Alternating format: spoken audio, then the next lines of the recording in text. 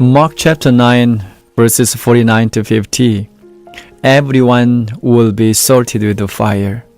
Salt is good, but if it loses its saltiness, how can you make it salty again?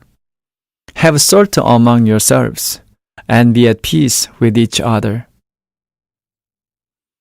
Briefly reviewing chapter 9 will help us understand today's passage. In this chapter, Jesus gave his disciples their most important lesson, one that outlined his suffering, death, and resurrection. His timing was not coincidental. Jesus chose to deliver this message when the disciples were busy sowing the seeds of sectarianism by squabbling over who was the greatest. He had to correct them to rectify their concept of what it meant to be leaders and to be first. His lesson continued with the subject of avoiding sins caused by our feet, hands, and eyes.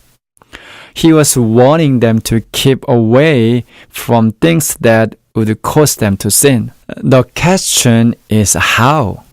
How could they and how can we avoid sinning?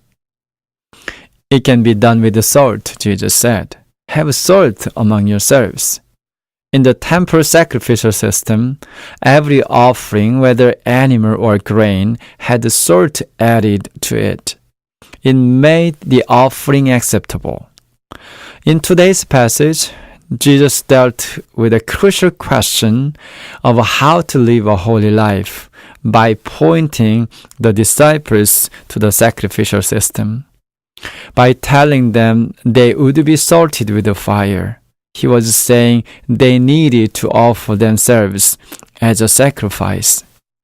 Paul described this as a living sacrifice in Romans chapter 12, verse 1. It would take a while for the disciples to be ready for this, but it would eventually happen. In other words, Jesus was saying, you are busy arguing about and pursuing things that are perishable. I'm not too worried though, because you will be changed. There will come a time when you will offer yourselves as a living sacrifice to the Lord.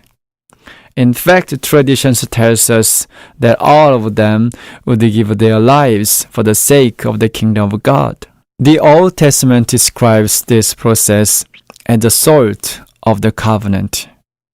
A covenant can only be made by a mutual agreement between the parties involved. Jesus had called the 12 to follow him and become fishers of men, and they had agreed. But let's be clear, this wasn't a part-time, happy-go-lucky arrangement. He was calling them to become living sacrifices. Jesus presents the same offer to us today. I am calling you to become fishers of men, living sacrifices. If you'd like to make a covenant with me, I will enable you to fulfill this role. What will your response be?